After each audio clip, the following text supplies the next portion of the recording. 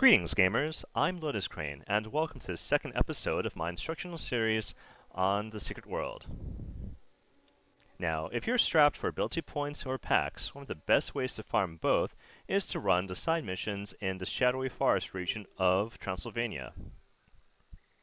The reason why Shadowy Forest is such a great place is, I should quickly warn audience members, if you have photosensitivity or any kind of condition along the epileptic spectrum, you may want to skip ahead about 2 to 3 minutes, because what I'm about to do will cause some crazy psychedelic colors to appear on screen. So again, last warning, if you have photosensitivity or epilepsy, do not look at the screen for the next 2 minutes or skip ahead.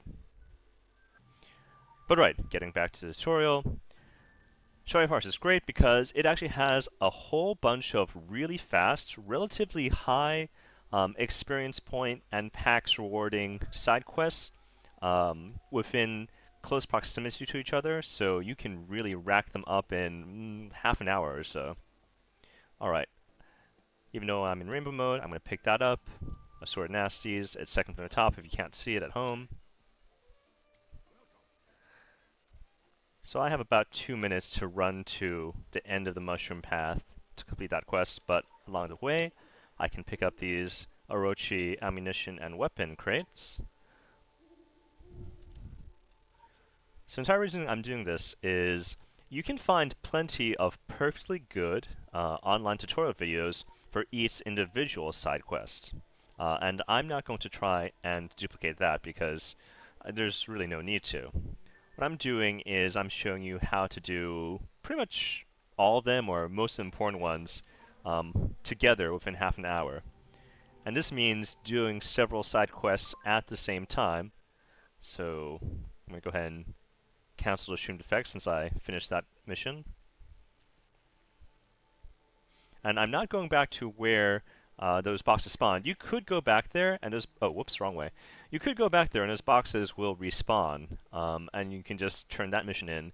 But why not complete that while do another mission? So the idea is to stack 2 or even 3 side quests at the same time, working on all of them simultaneously. Oh, and also defeating this rare monster for his QL10 blue drop. But if you multitask all your side quests at the same time, you can get twice as many done in the same amount of time. And really, efficiency is the name of the game when you're trying to farm AP and packs. And also Black Bullion, now that due to the economy changes in Secret World, almost everything converts to Black Bullion now. Okay. Killing those guys. Alright, so I want to interact with all these puddles. But surprise, surprise, while I'm doing that, see those yellow outlines to the right? I see them. Okay. And interact with these 3 boxes. And that satisfies the requirements for that quest as well. But let's finish this up while we're here.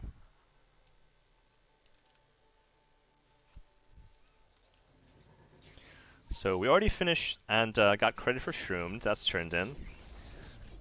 We satisfied the requirements for Sword of Nasties, but it's not turned in yet because the turn-in point is back at the Romani camp. We won't go back there until we finish these.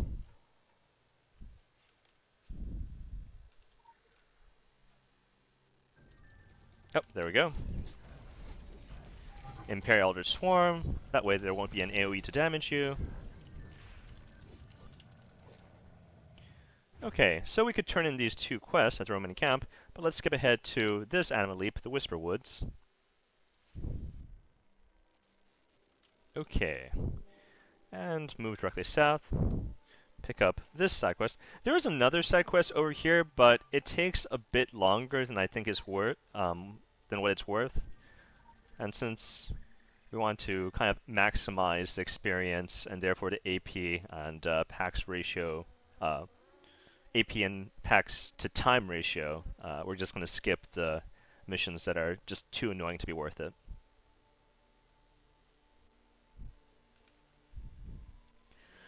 Alright, so we turn in the Roof of Roses we just got, and that's complete.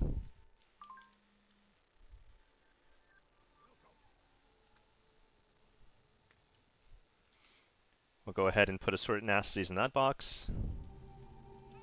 Oh, not that. Oh, and let's talk to Milosh. And turn in Lord of the Flies. Not to be confused with the novel. Let's see. Well, there's two directions we can go. We can go either northeast or southwest. Let's start with southwest. So we'll take Mount of Silver Tongue and Ashes to Ashes. We'll go ahead and take the shovel from that crate. Let's open up the map again. It'll be a little faster if we warp to Hell's Pass.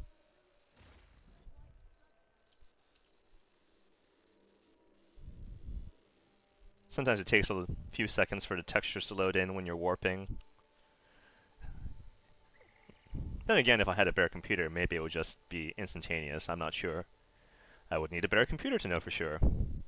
If you'd like me to have a better computer so I would know for sure, please subscribe to my channel, and let's see where that takes me. Alright, that's Old Man Mosul. We don't really need him right now. His missions are fun, but they also take a really long time to finish, and that's not the point here. So we just picked up Tenebrae. This is one of the ridiculously...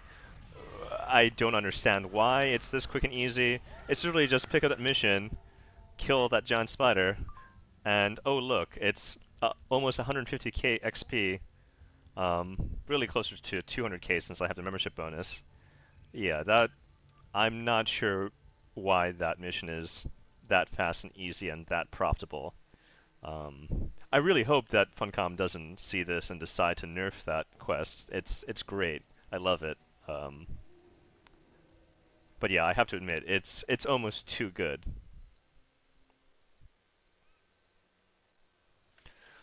Alright.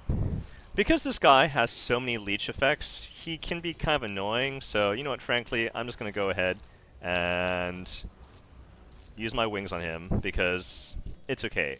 You don't need to watch me fight him for 2 minutes. It's still worthwhile.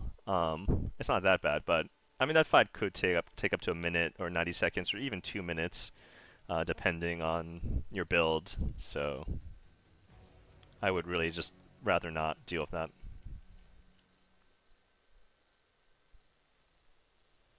So yeah, that was the boss from Ashes to Ashes, and he's definitely Ashes now. Alright, gonna cut through here.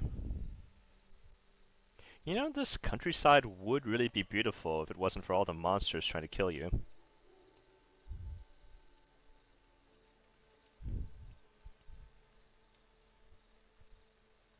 I guess this game wouldn't be the secret world so much as the obvious world at that point, though. Just gonna run past these monsters, these ghosts or specters as they were. One or two of them may try to chase me, but it doesn't really matter. Alright.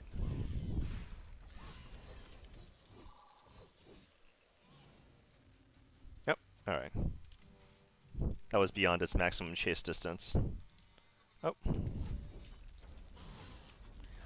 So if you get a male Faithless, you should try to impair it when it's about to use Silent Waltz. Otherwise, you'll be impaired for a few seconds. It's not that dangerous, but it is annoying. Oh, alright. I was out of impairs that time, so there was nothing I can do about that.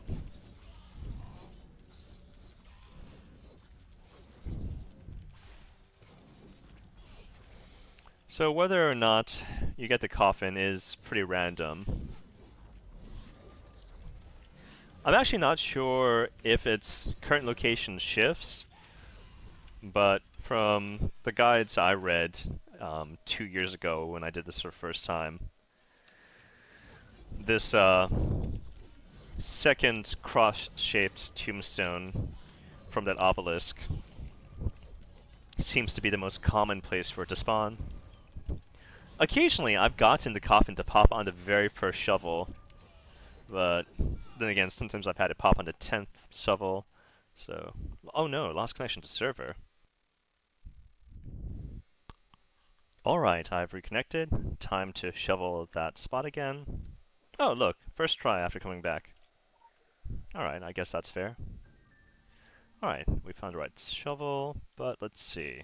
2 quests to turn in, but it's too early to return because there's still one more nice, fast quest. Ooh, did I say quest? I mean quest to do in here. Run past most of them. Wouldn't run past these two though, because they can use pincushion, which will root you in place. And then all the other ghosts that were chasing you will just mess with you anyway, so once you see those two, you should just go ahead and drop Art of War on them, or whatever AoE you have. Oh, you may notice in my minimap I have a lot of these labeled from all the times I've done them previously. It really will help you do these more quickly if you put bookmarks on your map ahead of time. You can either bookmark them yourself from experience, or you can feel free to go ahead and use some online guides for the locations and just type them in. Oh, alright, no need to run back. Now that we have those side quests ready to turn in. Which channel was that? That was Mirewood. It's on the way back to the Gartha portal, so not too difficult to remember.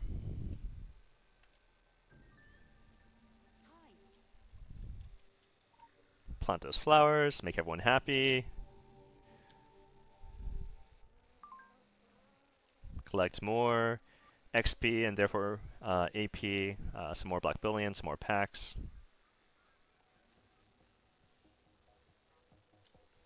Let's see, what were they? Oh, they're both from the Minister of Cadioro.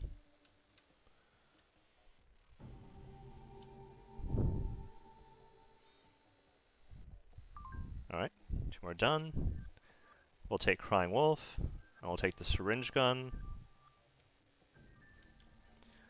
We'll go ahead and equip the Syringe Gun. Oh, I already have hundreds of these mushrooms. I don't need to get that high. But we're not going to go to Crying Wolf right away. We're going to do Hungry Like the Wolves. And this friendly fellow shows up, and we'll follow. Actually, I guess there's no way to tell if it's him or her. I mean, I don't want to look that closely. It'd be pretty weird for them to add that level of detail to this game, so it doesn't really matter. Gender should, you know, be less important than it is.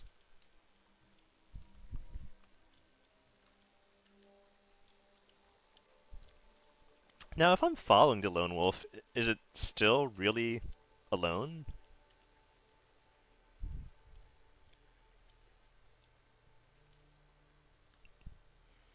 The funny thing is, with Sprint 6 on, I'm way faster than this wolf, so... Oh, I also have the Ninja Sprint on, if you hadn't noticed. It's funny. You can pretend you're Naruto or Basilisk or whatever your favorite ninja anime is.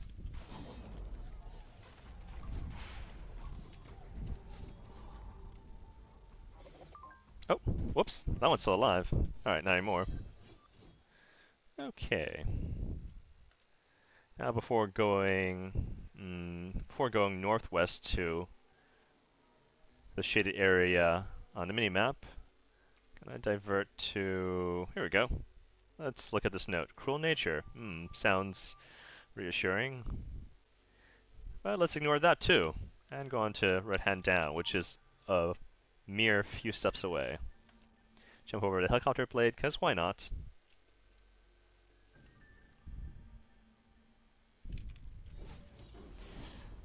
Yes, I've done these missions entirely too many times when I know where everything's going to be before it's there.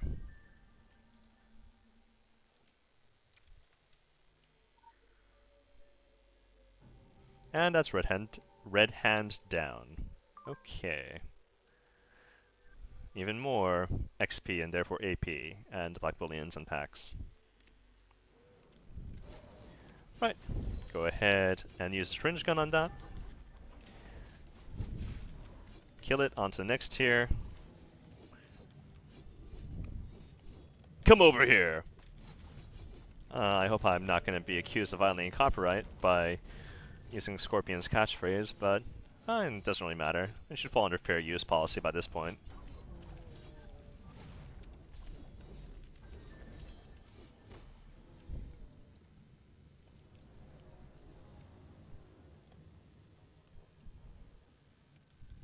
Due to being afflicted, I couldn't run into sprint mode. Okay. Here's another one. Hollowed Trophy. Ooh. 150, almost 150k XP for doing basically almost nothing. I mean, I'm in this area killing these wolves anyway, why not?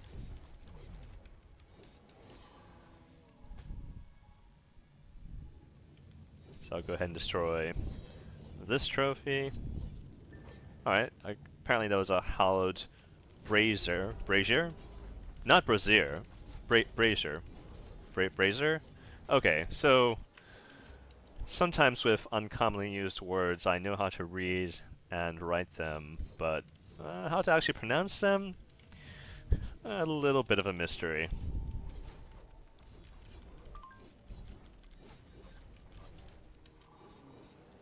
So, yes, if you missed it, we just finished yet another side quest for 150k XP in less than a minute.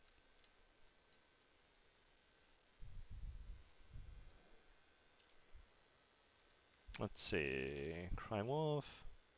Penguin Beast. Okay. Syringe gun. So remember, before you kill each of these targets, to go and use the syringe gun on it.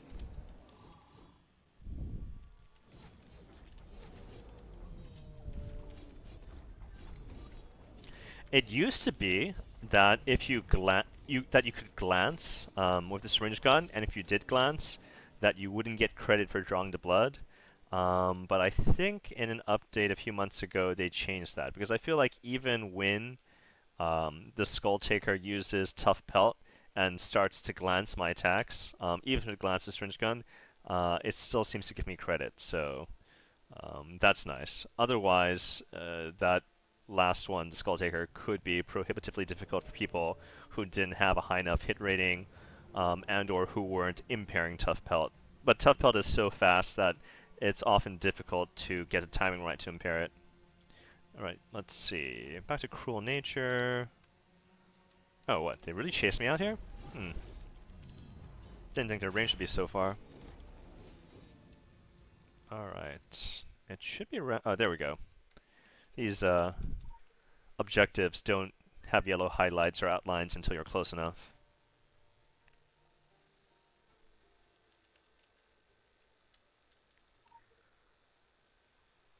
Alright, got that.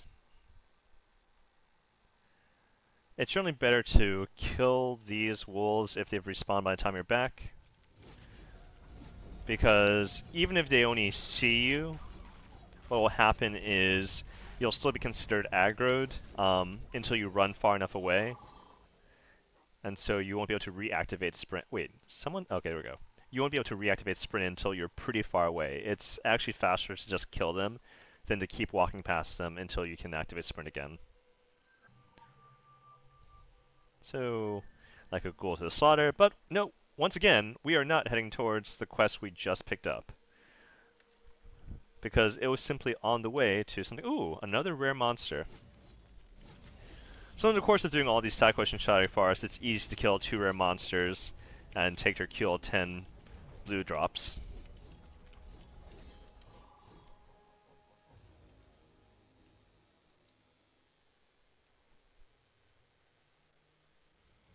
And there we go.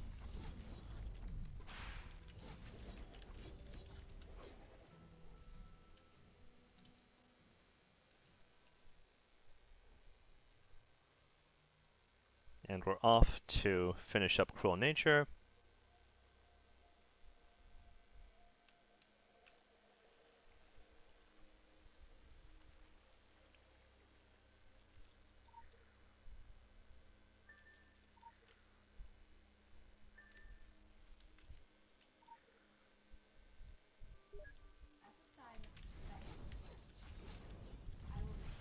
If you're wondering from the character design for succubus characters, yes, this game was rated M for mature. Someone tells me that they actually downgraded a rating from mature to, I guess, teen, just because in comparison to really, terrible content games like Mortal Kombat X or even like Grand Theft Auto, seeing, succubus boobs is really not the worst thing in the world. Um, but, uh, but yeah, I would still, I guess, consider if you're a strict parent with certain conservative cultural values, then you may want to wait until your children are a little bit older before letting them play this game. Assuming this game is still running by the time your children are old enough to play it. But I mean, honestly, I would be okay if I had kids. I wouldn't find it a big deal. There are really worse things out there than a topless succubus. Let's see. Am I forgetting something? Oh, wait. Let's see. No, I guess that's all of it. Wow, that was even faster than I remember. Alright, so let's just save a few seconds by teleporting.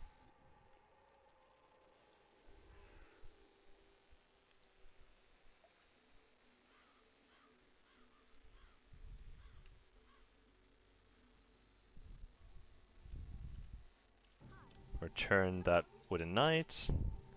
Say hello to the Mr. Kadioro, and that was, what, about a dozen side quests? So, a good chunk of packs, good chunk of XP and AP, and that's the end of this episode on doing a whole bunch of side quests in Shadowy Forest in apparently less than half an hour.